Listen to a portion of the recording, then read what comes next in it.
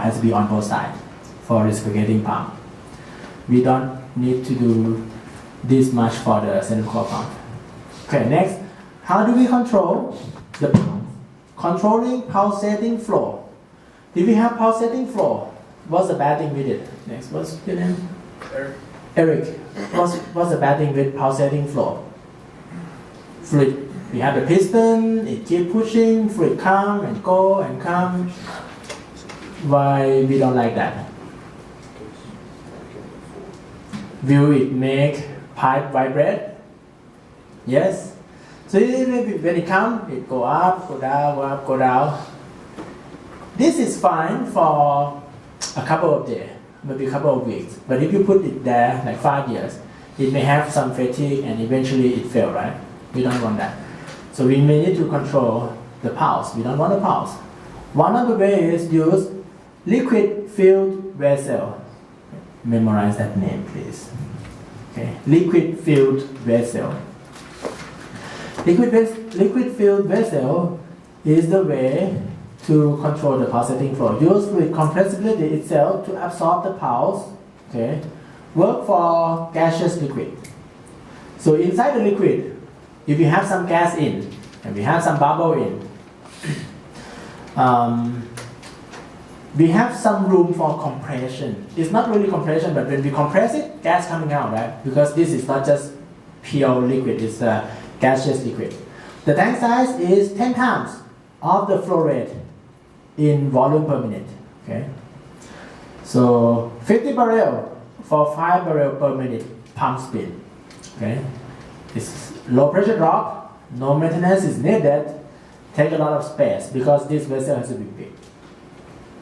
So when I have the tank 10 times bigger than the volume, what happens is when there's a pulse come, so some liquid in here, it has some bubble, right? So level may go up. In addition to level go up, some gas coming out or something. So it is kind of absorb the pulse. But it doesn't work with single phase liquid. Single phase liquid is incompressible. Okay, it has to be gaseous liquid. Okay, that's liquid filled vessel. So that's for reciprocating pump. For some PD pump, you don't have pulse. For example, if you have a screw turn continuously, right? And it's PD, so we don't have the pulse. If you have the one screw, the axial reciprocating axial PD pump, the screw move continuously, so there's no pulse. But whenever we have actual piston move back and forth, we can have the pulse. Okay.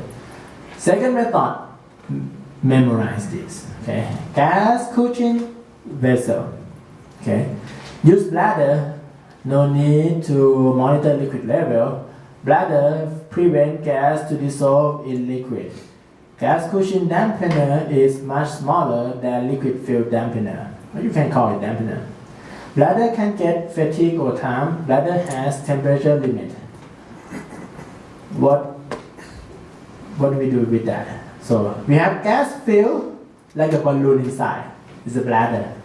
So when liquid come, liquid go in, then the bladder shrink. Okay, bladder shrink or it get compressed. So it's absorb the pulse. When the liquid go, it expands. So it shrink, expand. So when we have that, we don't have pulse.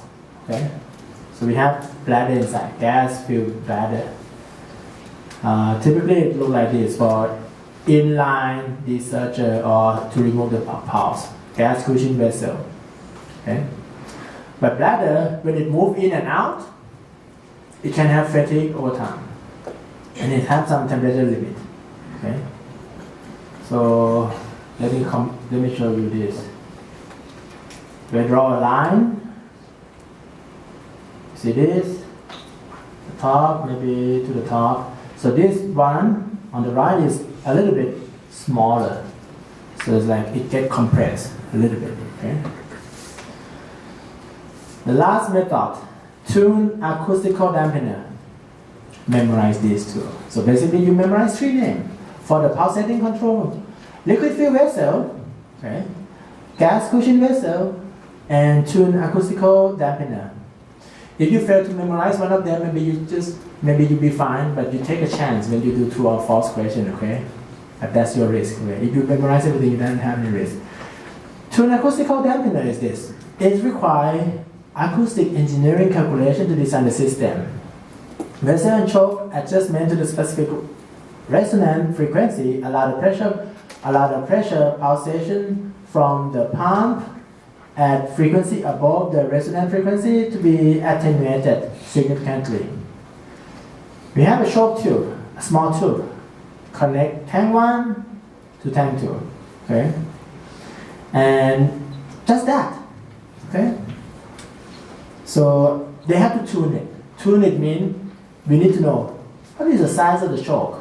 Okay, what is the size of the pipe that connect two tanks together? What is the size of these two tanks? Okay, so is the vessel and choke size is adjusted based on the resonance frequency that come from the pump. Okay, so the frequency above the resonant frequency will attenuated or shrink significantly. So if gas cushion vessel is used, the low amplitude pulse will be filtered too. This one is expensive. Okay, have high pressure drop. It's expensive, but it's good because it doesn't require much space. Okay, it's look like that. So it's installed at the discharge side of the pump. Append bladder, you may have inline bladder too to install at the suction side. Can be used at high temperature situation. Maintenance free. Not much to maintenance. What's the problem with tuned acoustical dampener? Don't you like it? Okay, next up, what's your name? Graham. Yes. So what's the problem with tuned acoustical dampener? It's expensive. Yes, that's the main problem. Yes, it is. So we are petroleum engineer, right? It requires some acoustical engineering calculation. I don't know anything about it. The person who knows don't tell anything about it to us. It is a computer software that company just have it. It's proprietary. The calculation, once it's done, they put it. Actually, they didn't do much, but the cost of the software to make that kind of calculation is expensive. So it's required to be tuned. They don't tell you much. They just say they will tune it and it will dampen whatever frequency from the pump. Just that. How it works? Yes, there's a resonancing, the frequency above the resonancing, just dampen, just that. How do they do the calculation? That's the expensive part. Okay. The only problem with this thing is just expensive. Okay. But if we have it, it's good. Okay. Vibration prevention. How do we prevent the vibration? To prevent the vibration, it's desirable that natural frequency of our pipe span is higher than the pump pulsation frequency. Okay. This may not mean much, but let's see the chart. Okay. At the end, I think there's a chart to use. Pipe length, where both ends are the same acoustically, is not equal to 0.5 lambda, 1.5 lambda, 2 lambda, blah, blah, blah, blah, blah. Okay, that's the wavelength of that natural frequency. Pipe length with dissimilar end, blah, blah, blah, blah, blah, blah. Doesn't tell you much until you use the chart. Okay, this is just for information. Generally, vibration will not occur if pipe support spacing is kept short. Maybe this is more practical, right? So we have the pipe, we put the support in, and we keep the length short. If we support it every 50 feet, that's too long. Okay. Pipe is securely tied down. Support span are not uniform in length. Okay. Fluid pulsation have been adequately dampened. So if we have pipe, and we have a very long pipe, and we intentionally try to prevent the pipe vibration, we put the support on. Do we put the same interval? No. Okay. We should not put at the same interval. Okay.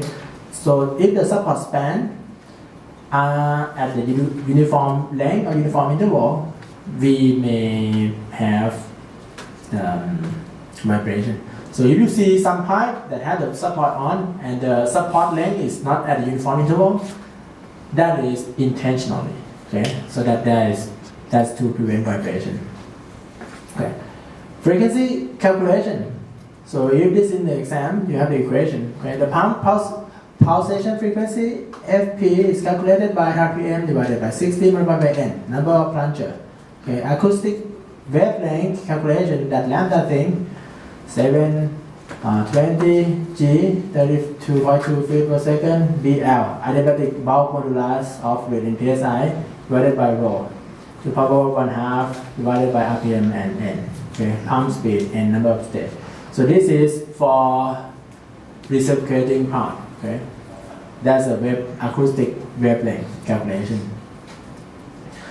And the adiabatic bulk modulus of fluid, there's a correlation to calculate it. A plus B, C, blah, blah, blah, blah, blah, blah. So A equal to this, B equal to this, and so on. So P is pressure in PSI, T is temperature, API is equilibrium of fluid. Do all these things in, put the Röntgen temperature in, plug it in, do the calculation, then we get Ka, adiabatic bulk modulus in PSI. For example, adiabatic bulk modulus in PSI is that much for 35 API, 1000 PSIG, and that. So it depends on pressure, right, and temperature. Is it pressure? Yes, we have pressure term. Okay, and we have temperature term. That's adiabatic bulk modulus. What does it tell you when it changes with pressure and temperature? So we use that in that B sub L, right? Adiabatic bulk modulus. We put that in B sub L, and then we calculate lambda. Of course, you don't do that, but when it changes with pressure, that's a difficulty. Let me tell you this. The reason is when we have fluid flow in pipe, single phase liquid flow in pipe, do we have pressure drop? Yes, we do, right? Pressure keep dropping every elbow, every time they return. Let's say we have a long pipeline, subsea pipeline. Maybe subsea pipeline doesn't vibrate that much. Cross country pipeline, or we transport oil from the satellite to tank battery, 2 miles. Okay. So we probably buried it, and if we buried it, it have no vibration. That's good, right? If we don't vibrate it, if we don't bury it, it may have some vibration. And the calculation is difficult. Why it's difficult? Because if you want to do it very accurate, what does it mean? We get pressure, we get temperature of the fluid. We put it in, get bulk modulus, put in this thing, we get lambda. But when location change, lambda also change. Okay? And we try to build the support. Pipe length should not be the multiple of lambda. How can we do that when the lambda keeps changing? It's difficult to track, right? So bury the pipe. Help with pipe vibration problem too. If the pipe stay on top, maybe it's have a problem. And okay, maybe I'm wrong. We should not use the case for the pump, satellite to tank battery, because it's not about, we don't have a PD pump or receive pump. Okay, this is a pipe after the reciprocating pump. Okay, that's a calculation and bulk modulus, and this is a chart for natural frequency of the pipe. It look quite a lot, but and sometimes when I have it on the test, people cannot do it. But this, if I put this in the test, it just means that I test if you can read or not. And some people cannot read, get scared and don't do anything, get 0. Okay, don't be that person. Number 1, connect L to K. L is that line, K is that line. L is radius of gyration in inch. Okay, or pipe size ID. Okay, that's pipe size. If we have ID of 2 inch, so we have that, and pipe length span in feet. Okay, 10 feet. Connect them together in a straight line. Oh, if you don't bring a ruler, you cannot do this either. Or you can use the edge of your student card to do this too. Okay, from the pivot point on the reference line, that point, okay, connect to type of beam. Okay, what type of beam? You have to support. Okay, let's say simple supported beam, which is that dot. Connect it. Okay, it has to be straight line. Read the frequency on the line.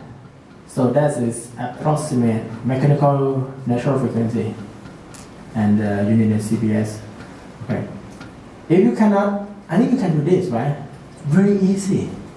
It's like, okay, frequency of the pipe, something. It just tells whether you can read or not. Too easy maybe. Okay. Pump head and feet. So this is just pump type selection chart. Okay, just give you some information, but we don't emphasize on this. And 1 cylinder, 2 cylinder for reciprocating pump. This part is about, it's kind of the same when we talk with the compressor. For compressor, we have one compression for one revolution. That is what? What do we call? There are two compressed twice per one revolution of crankshaft. What is that? Single. What? Single acting. Double acting. Single acting. So this one we have something equivalent to that. Simplex, duplex, triplex or something. We don't focus on this, okay? But just so you know, there's some name about that. So you may read for your information classification. Oh, I think this is different. This is equivalent to the number of throw. This is classified by number of cylinder. 1 cylinder, 2 cylinder, 3 cylinder, and that's the name. Okay. Generally, select centrifugal pump unless blah blah blah blah. This part actually important. Okay, so we spend more. So we select centrifugal pump in general. Just the centrifugal pump. It's no problem. In the back unit we have centrifugal pump, right? Unless capacity at the pump head fall within area label positive displacement pump. Okay. So we have flow in GPM. We have pump head. Okay. Pump head. If we have low flow, okay, that is what? 20. Okay. And pump head is, let's say, 1,000 feet. So if we are over there, what do we select? Positive displacement pump. Okay, PD pump. If we are at that point, so this is a pump type curve. Okay, to tell, should we use centrifugal pump or PD pump? This is a quick way to tell. Hey, let's use this based on the flow rate and the head. So we can tell. So if we are in this region, use centrifugal pump. If we are in that region, use PD pump, positive displacement pump. Just that, right? In between, any of that. Either type. Okay, good? Very easy. So if you do the design and you try to justify that on the lag unit, why you use a centrifugal pump, you can show this chart. Okay.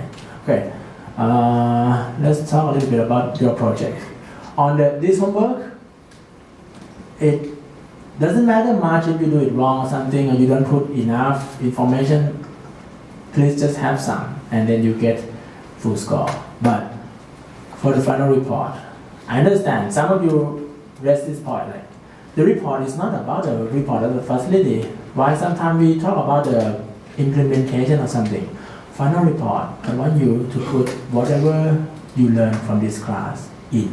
Okay, so that's why it is long. So that is to show that you get the message, you have learned something.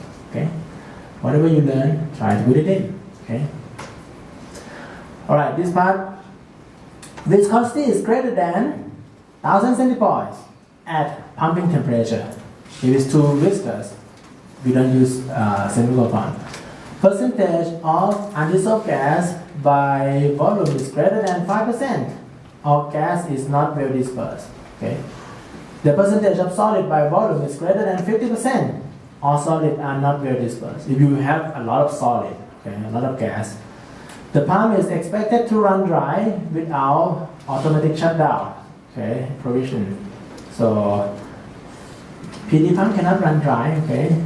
Centrifugal pump cannot run dry for a long period of time either. So if you have it run dry, use the automatic shutdown switch actually. We did this together. You remember when I Google and find H absolute vapor pressure? You remember that? Okay, we talked about this already, so we skip. Head NPSHA for reciprocating pump. Okay, the formula, this formula and the one that you have for centrifugal pump, they are the same or very similar. Just have the value, put it in. The only value that you may not have it is vapor pressure. That's required you to use Google. Okay. Acceleration head. What's this about? Friction head. What's friction head? H sub F. Okay. Next to you. What's his name? What's your name? Ryan. Ryan. What is H sub F? HF. Head due to friction. Yes. Okay. H sub A. Head due to acceleration. Yes, okay. ST, static head or something. So on the right hand side is actually available pressure, just that in unit of feet. Okay. HA is 0 for centrifugal pump, and this just put a number in, and then we have some C value: simplex, duplex, single acting, triplex, 0.04 for quintuplex. So if we have this for calculate the head available HA, HA for the pump. This HA is kind of accelerational loss, but it's calculated by use some formula, okay, depending on what kind of pump. So that's how we calculate HA. You just put the number in and you get a value, okay. Hydraulic horsepower, HHP, hydraulic horsepower, there's a formula. And you read it for do the homework or exam, okay? If it is in exam, it will be given. Pump head multiplied by something, it's just a unit conversion, right? Okay. Question for you, not for me, okay? Question for you. Explain about self-priming in the context of liquid pumping. You know self-priming? Okay, next from you, what's your name? Trin? Can you explain about self-priming? Oh, okay. Next, what's your name? Danny. What is NPSHR? Net positive section is required. Okay. And you all can do the rest by yourself, right? Can you? Hopefully. The answer is not given, okay? But I think this is for you to prepare what is what. Maybe it's not in the exam. Okay, this one. Next to you. Corner black. What is that type of pump? Which one? The one in the red circle. Bottom right. That is a rotary mode. Okay. PD or centrifugal? Okay, very good. And you know which direction that it spin, right? Based on the impeller blade. And based on this shape. So, corner is A or B? Spinning direction. A. Correct. Done. Okay. Not going back yet. The next one is about metering. Okay. There are several things about metering. Okay. For this limited time that we have, we will talk about developing length. Okay. We will talk about this device.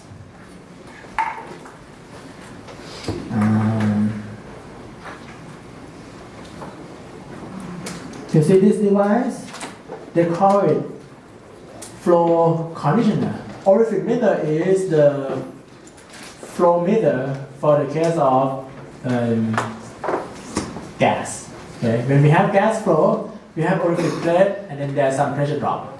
Okay, then we need some length before the orifice plate. Okay, so that the flow is fully developed. Right, so some length is required in front of it.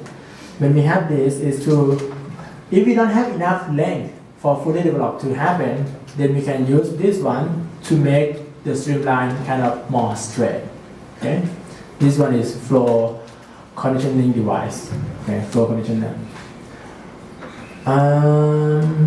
Sharp edge of the flow meter. That's what we can talk about it. Sharp edge face what side? Upstream or downstream? What's up sharp edge that I'm talking about? You remember sharp edge during the field trip? Okay. Before you go, look at this one.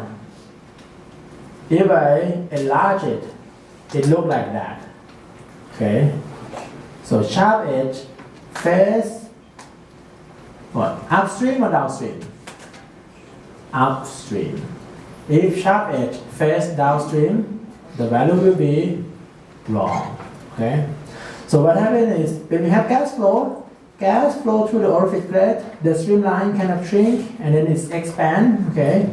The smallest point, the smallest diameter of the flow stream, we call it vena contracta. That is the point, vena contracta. Are you going to memorize that? Memorize that. Okay, memorize that. There's not many things to memorize. So basically, you memorize 3 names of the dampener: acoustical dampener, okay, liquid filled dampener, and the bladder type. And this one is vena contracta. And sharp edge face upstream. Okay, you can go. Thank you for coming. Bye bye. Please stop talking.